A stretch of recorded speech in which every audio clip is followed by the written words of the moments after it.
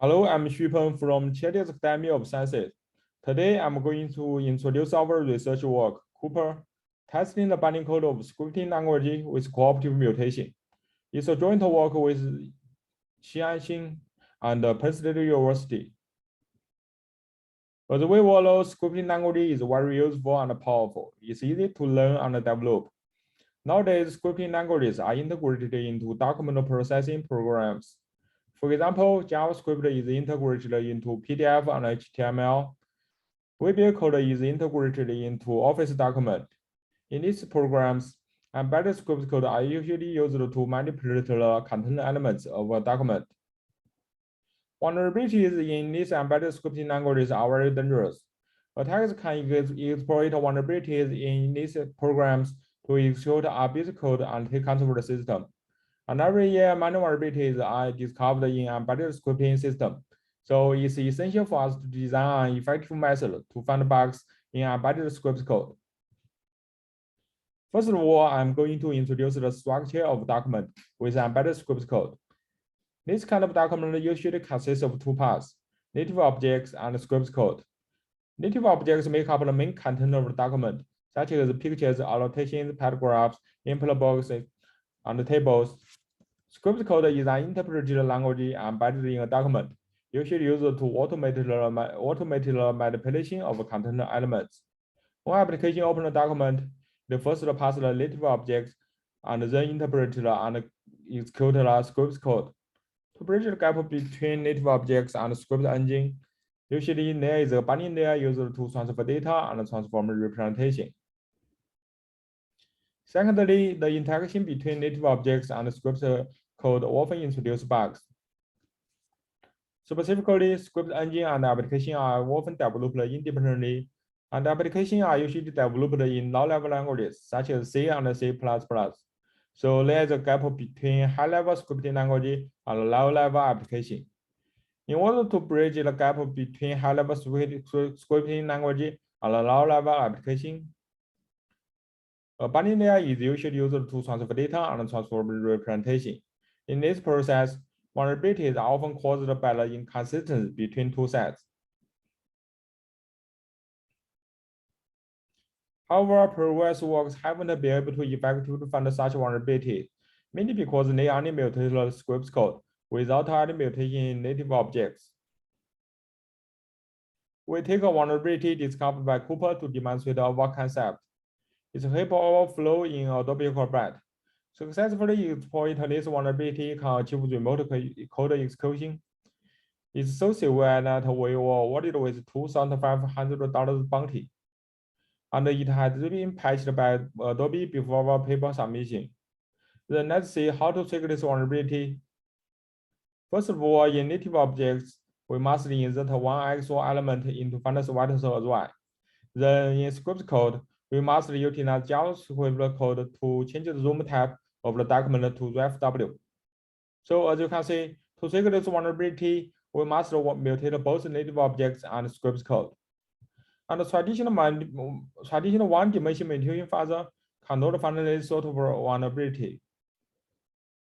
Inspired by this vulnerability, we wanted to design a new solution to discover this sort of vulnerability related to both native objects and script code. Our solution is cooperative mutation. It's very straightforward.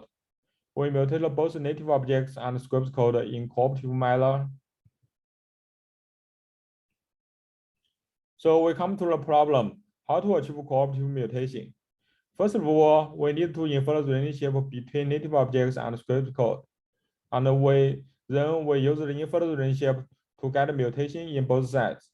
Specifically, if a scripting API has a partition connection with some objects in a document, we will assign these objects a high priority for mutation.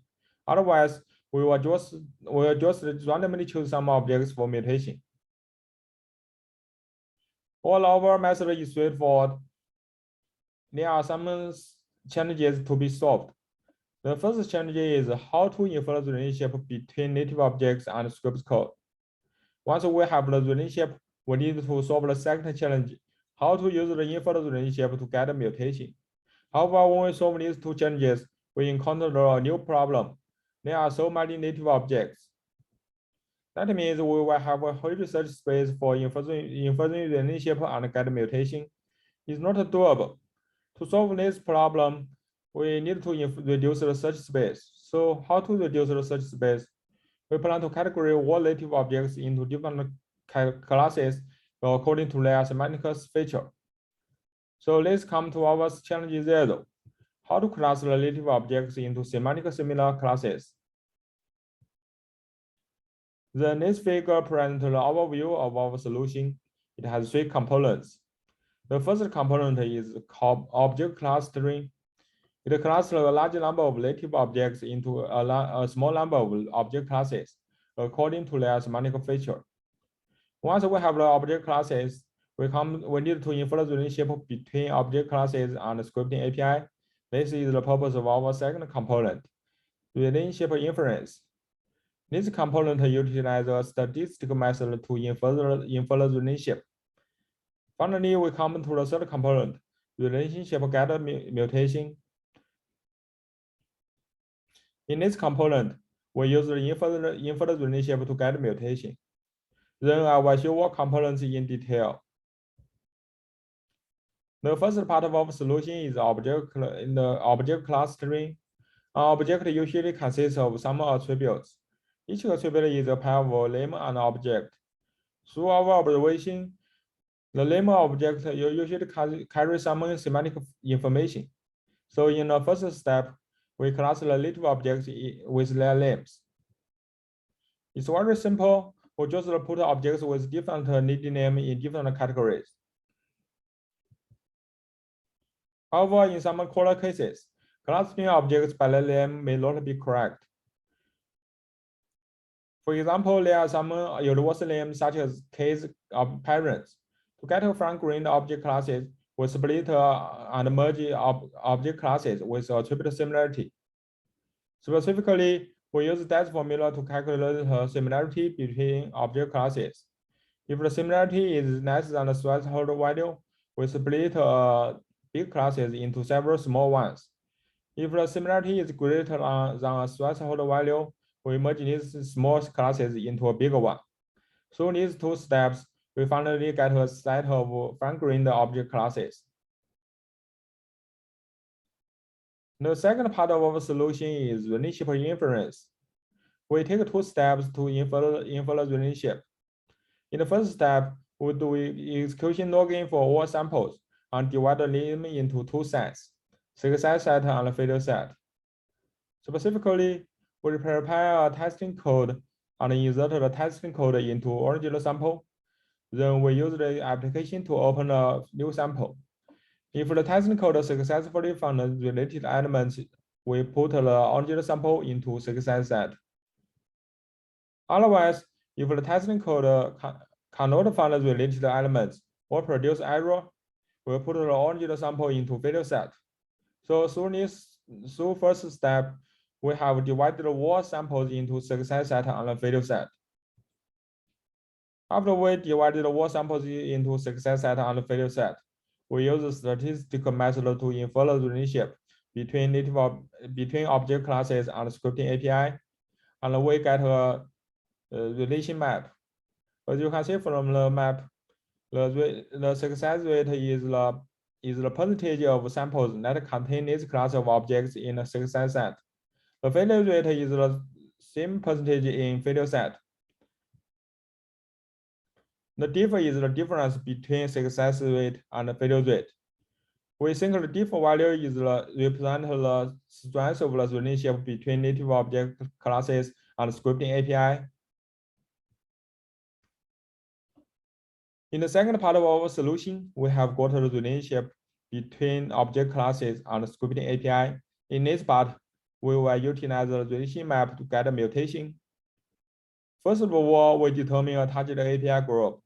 Then we use a traditional method to generate script code for native objects. We get a seed sample and select objects in this sample for mutation. Specifically, we refer to the relation map and design algorithm to calculate the mutation probability for each object in the seed sample. In general, the mutation probability is positively correlated with the strength of the relationship. Then we select some objects in the seed sample and mutate selected objects in 3 mutation strategies. Finally, we synthesize the mutated objects and scripts code together and produce a final input. So that's the wall of our solution. For implementation, we developed Cooper in 4,300 lines of Python code. And Cooper has utilized some open source library.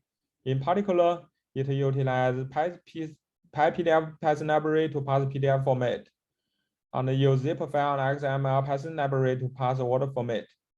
For scripts generation, we utilize Domato and improve it with block level template. Cooper currently supports 2 formats, PDF and Word. It's notable that Cooper is extensible and portable. You can easily add some new features to Cooper and can also apply Cooper to other formats with limited ML efforts. Then I'm going to talk about Cooper's evaluation. We will apply Cooper to 3 real-world programs to find bugs, and we compare the capabilities of bug finding and edge finding in different configurations and tools. We will apply Cooper to 3 real-world programs: Adobe Acrobat, FoxReader, and Microsoft Word. In 4 months, we totally found 134 previous unknown bugs, got 33 CVE numbers, and 59 bugs have been fixed. We were totally awarded with $22,000 bounty, and all these vulnerabilities are related to 90 API in 11 objects.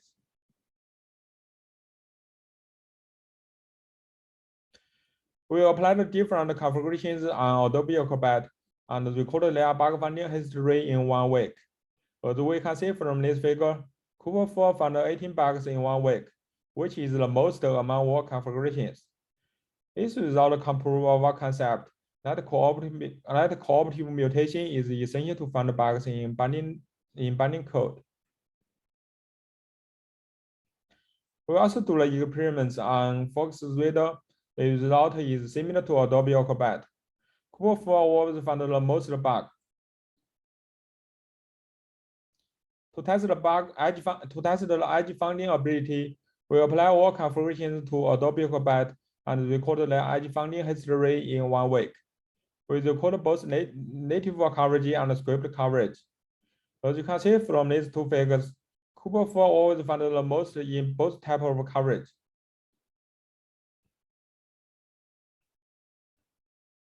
We also do the edge finding experiments on FoxReader and Microsoft Word. Their results is very similar to Adobe Acrobat. Cooper 4 always found the most coverage. Their results can also be a proof of our concept. In conclusion, we propose cooperative mutation to test the binding code of scripting languages. Our system, Cooper, found 134 bugs in Adobe Acrobat, FoxReader, and Microsoft Word, and received 33 CVE numbers and $22,000 bounty. And Cooper is now open sourced at this website. Thanks for listening. I'm ready for questions.